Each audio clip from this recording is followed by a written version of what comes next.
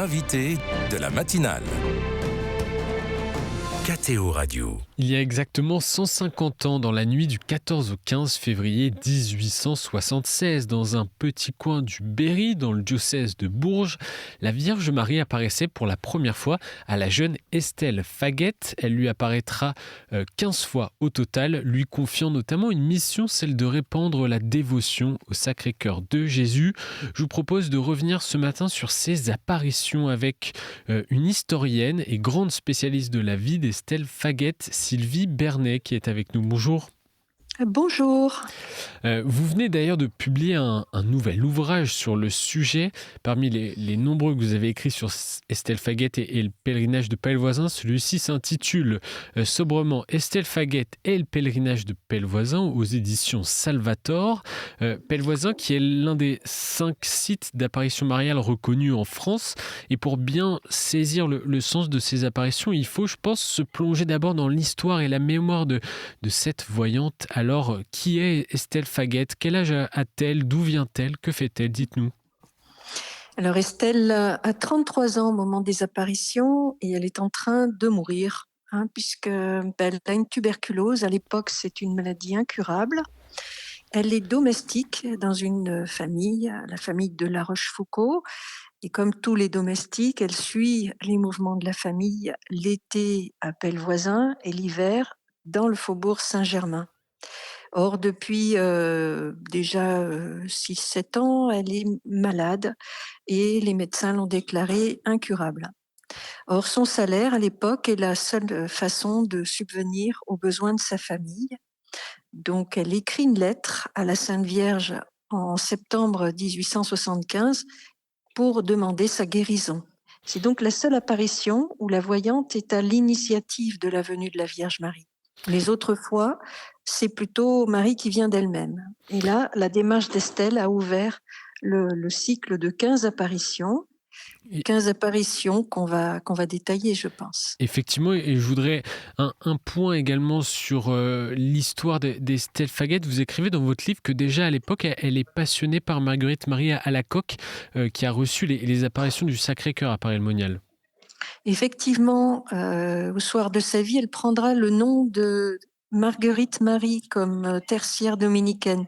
Mais on n'est pas encore au soir de sa vie, mais à l'époque où Estelle reçoit les apparitions, on est en pleine expansion du pèlerinage de Paray-le-Monial. Et depuis 1865, Marguerite Marie est déclarée bienheureuse. Et elle portait sur elle les reliques de Sainte Marguerite Marie. Et donc elle était bienheureuse à l'époque. Exactement. Et donc vous dites que Estelle Faguet a cette santé fragile, qu'elle écrit cette lettre à la Vierge Marie, qui va ensuite lui apparaître donc dans la nuit du 14 au 15 février 1876. Mais au début, elle n'apparaît pas seule. Non, d'abord le diable pendant 4 jours d'affilée. Le diable en premier et ensuite la Sainte Vierge chasse le diable. Alors, il faut comprendre cela comme sous 2 angles. L'angle d'abord du combat que mène tout chrétien au moment de la mort. Au moment de la mort, nous avons cette agonie qui est une sorte de lutte de l'âme pour se donner à Dieu. Et puis en plus profond, je crois qu'Estelle aussi avait besoin d'une guérison de l'âme. Que la Vierge Marie va lui communiquer. Dans sa lettre, Estelle demande à la Sainte Vierge un peu de santé, si on ne peut pas lui obtenir sa guérison entière. C'est important ce mot. Et en fait, ce que symbolise quelque part cette apparition du diable, c'est que la Vierge va lui donner une guérison entière, lui obtenir, parce que c'est pas la Vierge qui guérit, c'est Jésus. Et la Sainte Vierge demande donc à Jésus, montre la lettre d'Estelle à Jésus pour lui demander la guérison entière, c'est-à-dire son corps gagné par la maladie, condamné par les médecins, et son âme marquée, comme tout un chacun, par le péché. Et après, cette 5e apparition, donc dans la nuit du samedi 19 février, Estelle Faguet va se sentir guérie. Alors, elle est brutalement guérie, disent les rapports médicaux. En 1983, on a reconnu le caractère miraculeux de cette guérison. Ça signifie qu'il n'y a pas possibilité d'intervention de la médecine humaine, qu'on ne peut pas expliquer ça par les ressorts humains. mais c'est une intervention supranaturelle qui a guéri Estelle, donc divine. Et effectivement, on ne peut pas guérir brutalement de la tuberculose. Naturellement, si on s'en rétablit, il faut plusieurs mois. Or là, Estelle, en quelques heures, peut se lever, peut s'alimenter, peut reprendre une vie normale. Et cette reconnaissance a été d'ailleurs, cette guérison miraculeuse a été reconnue en 1983. C'est ça, oui, par Monseigneur Vignancourt. Et ça a été la première étape pour obtenir la reconnaissance définitive des apparitions. Qu'on abordera un peu après.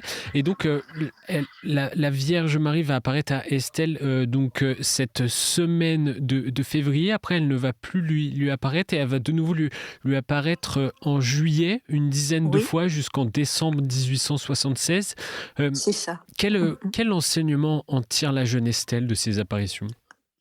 Il y a plusieurs aspects. D'abord, les apparitions de juillet sont des apparitions très lumineuses. Comme dans toutes les apparitions, il y a un aspect visuel. La Vierge, d'abord, toujours habillée de blanc, avec des gouttes d'eau qui tombent de ses mains, symbolisant les grâces qu'on peut recevoir, un peu comme à la rue du Bac, et entourée d'une couronne de roses, des roses qui sentaient très odorantes, et des roses de couleurs multicolores. Ça, c'est les apparitions de juillet où la Vierge se montre à Estelle très douce, et Estelle, qui avait un tempérament assez vif, est progressivement apaisée en profondeur. Elle apprend le calme. C'est le premier point de Pellevoisin, apprendre le calme dans une époque agitée, et c'est aussi notre contexte aujourd'hui. Ensuite, en septembre, elle lui montre une pièce d'étoffe qu'elle avait sur sa poitrine et qu'on appelle un scapulaire. Donc c'est une pièce d'étoffe, deux pièces d'étoffe reliées par deux cordons et qu'on peut porter sur soi, un peu comme le vêtement baptismal. Ça peut évoquer le vêtement qu'on porte au baptême, quand le prêtre nous revêt le vêtement blanc. Et donc sur ce scapulaire, il y a le cœur du Christ, le cœur de Jésus. Et la Vierge lui dit « j'aime cette dévotion ». Et c'est important du coup de voir qu'elle propose à Estelle un chemin d'union au cœur de Jésus. Voilà, d'entrer dans le cœur de son Fils, de vénérer le cœur du Christ. C'est d'ailleurs cette dévotion au cœur du Christ que Estelle s'emploie à propager.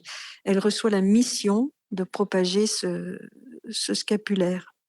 Que faut-il comprendre du sens de cette mission d'ailleurs ? Et quand la Vierge Marie lui dit « publie ma gloire », qu'est-ce qu'il faut comprendre ?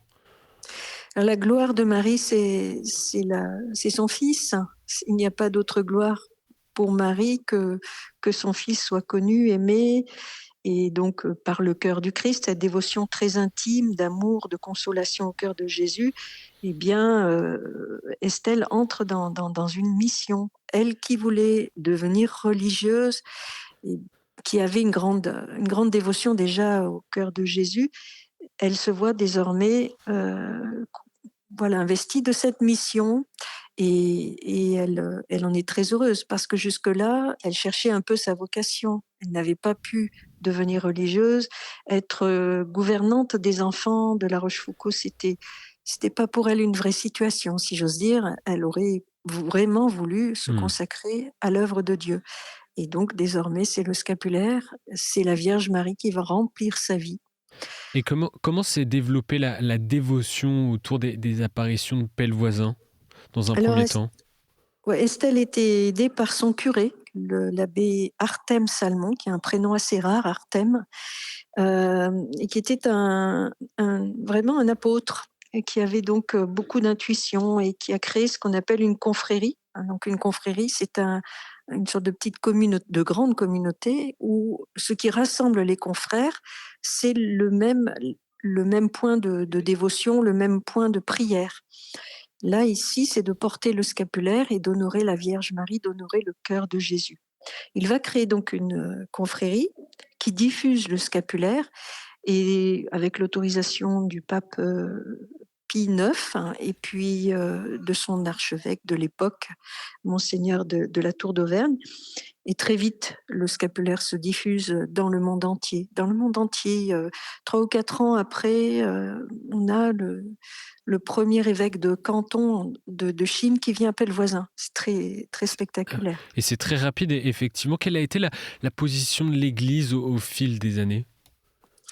Alors la position de l'Église, d'abord Monseigneur de la Tour d'Auvergne a ouvert 2 enquêtes, et ça c'est très précieux, qui ont donc 2 enquêtes, la première sur le miracle, avec 56 témoignages très précis sur le miracle à la guérison d'Estelle, et une deuxième 1 an plus tard sur les apparitions, des témoins directs des apparitions. Ça, ces documents sont précieux. Du côté romain, du côté de Rome, on a toujours encouragé la diffusion du scapulaire, la confrérie en 1877. Le pape Léon XIII a reconnu le scapulaire en 1900. Par contre, après, il y a eu sur place, dans le diocèse, une rupture, si j'ose dire, dans la perception de ce qu'est Estelle. Estelle était domestique, c'est pas une condition très reluisante au 19e. Et le contexte français est particulièrement agité en cette fin du 19e. Les relations entre l'Église et l'État sont difficiles, et on va mettre des obstacles à la reconnaissance des apparitions. Et c'est une des raisons qui pourrait expliquer que ce n'est qu'en 2024 que le Vatican a donné son île Obstate aux apparitions de Pellevoisin, parce que c'est très très récent. Oui, c'est-à-dire que pour être clair, les gouvernements de la Troisième République contrôlaient beaucoup les évêques avant le Concordat. Et donc on a imposé à Pellevoisin un évêque pour faire obstacle à la dévotion de Pellevoisin dans les années 1897. Et donc cet évêque a fait obstacle à la reconnaissance des apparitions, et par la suite on a suivi plutôt sa façon de voir. Pour tout dire, on préfère croire à l'archevêque, si vous voulez, la véracité de l'archevêque, que il y a eu un conflit entre Estelle et Monseigneur Servonnet qu'on a plutôt tranché en faveur de Monseigneur Servonnet. Et là, on est en train de basculer dans l'autre sens en reconnaissant que Estelle est quelqu'un de crédible. Et une dernière question, Sylvie Bernet, qu'est-ce qui fait que cet enseignement autour du Sacré-Cœur de Jésus à Pellevoisin résonne encore aujourd'hui auprès des pèlerins ? La dévotion au cœur du Christ, c'est une dévotion qui est centrée sur l'amour. Jésus qui va jusqu'au bout de l'amour sur la croix, qui laisse son cœur s'ouvrir, comme il le disait à Sainte Catherine de Sienne. Il ne pouvait pas montrer davantage d'amour sur la croix. Il a voulu que son cœur reste définitivement ouvert pour faire couler la miséricorde sur les hommes. Et dans notre monde bien agité aujourd'hui, on a besoin de cet amour. Et on a besoin de reconnaître qu'on est aimé de Dieu. Puis à Pellevoisin, c'est aussi la Vierge toute miséricordieuse. Et on a aussi besoin aujourd'hui de redécouvrir le message de la miséricorde. Merci Sylvie Bernet d'avoir été avec nous en ce samedi matin, ce jour anniversaire des apparitions de la Vierge Marie à Estelle Faguet à Pellevoisin. Je rappelle le titre d'ailleurs de votre ouvrage qui vient de sortir, qui résume ces apparitions et toute cette dévotion et ces pèlerinages à Pellevoisin. Estelle Faguet et le pèlerinage de Pellevoisin aux éditions Salvator. Bon week-end à vous.